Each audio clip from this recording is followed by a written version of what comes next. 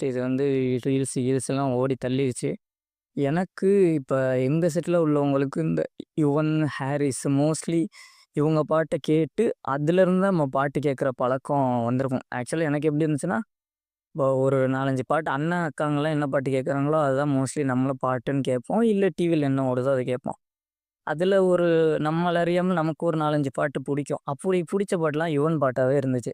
So அங்கருந்து தான் யுவன் மியூசிக்க தேடி தேடி கேட்கணுன்ற ஒரு ஆசையும் வந்துச்சு. அப்படியே போக ஆரம்பிச்சோம்.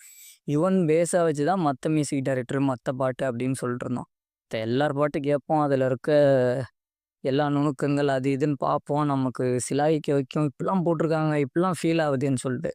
பட் யுவன்ட்ட ஒரு செம்ம ஸ்பெஷாலிட்டி என்னன்னா, நமக்கு ஒருத்தர் பாட்டு போட்ட ஒரு ஃபீல் இருக்கும். அது வந்து அது என்னன்னு தெரியல. மேபி நான் எங்க செட்டு பசங்களுக்கு அந்த மாரி ஒரு நெறைய பேர் சொல்லி நான் கேள்விப்பட்டுருக்கேன். நமக்குன்னே நம்ம சிச்சுவேஷனுக்குன்னே ஒரு வெயிட் பண்ணி பாட்டு போட்ட மாரி நெறைய இது இருக்கும். அதுக்கப்புறம் அது ரொம்ப மிஸ் பண்ணேன். இவனுக்கு அந்த மாரி படங்களும் அதுக்கப்புறம் அமையல. ஏன்னா ஒரு செட்ல படம் பண்ணவங்கலாம் நிப்பாட்டிட்டாங்க. இப்ப அமீர், ராம் இவங்கலாம் ரொம்ப லேட் பண்ணியும் நமக்கு படம் எடுக்கிறனால கரெக்ட்டா அந்த சீக்வென்ஸ் அந்த பீரியட்ல வந்த மாரி சாங் இப்போ வரதில்ல. ஸோ அதுக்கப்புறம் சந்தோஷ் நாராயணன் அந்த ஃபீல் குடுத்தாரு. அட்டகத்தி ஆல்பம் வந்து ரொம்ப புடிச்சிருந்துச்சு எனக்கு. அதுல எல்லா பாட்டுமே நல்லா இருந்துச்சு. ரொம்ப எதார்த்தமா ஒரு ஜாலியா நம்ம மாரி இருக்க ஒரு பையனுக்கு இப்படி ஒண்ணு நடக்குது.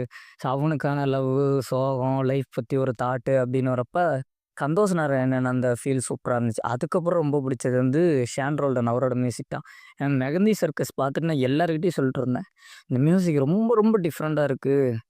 இளையராஜா ஒரு ஆல்டர் வெர்ஷன்ல ஒரு சாங் போட்ட மாரி இருக்கு.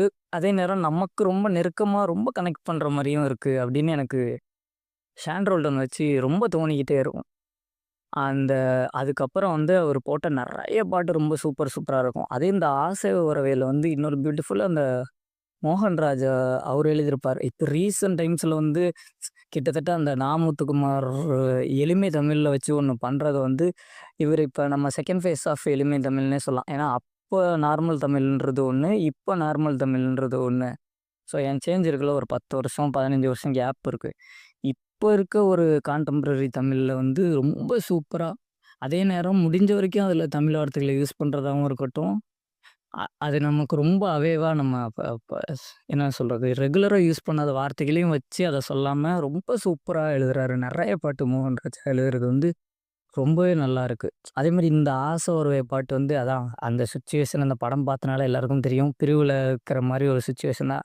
கிட்டத்தட்ட ஏக்கத்துக்கான ஒரு பாட்டு தான். இது நம்ம மேல ஒரு ஃபால்ட்ட வச்சுட்டு ஃபீல் பண்ற ஒரு சோக பாட்டு. செல்ஃபா நான் இதெல்லாம் பண்ணிட்டேன். என்ன பண்றது தெர்ல. அப்படின்ற மாரியான ஒரு பாட்டு தான்.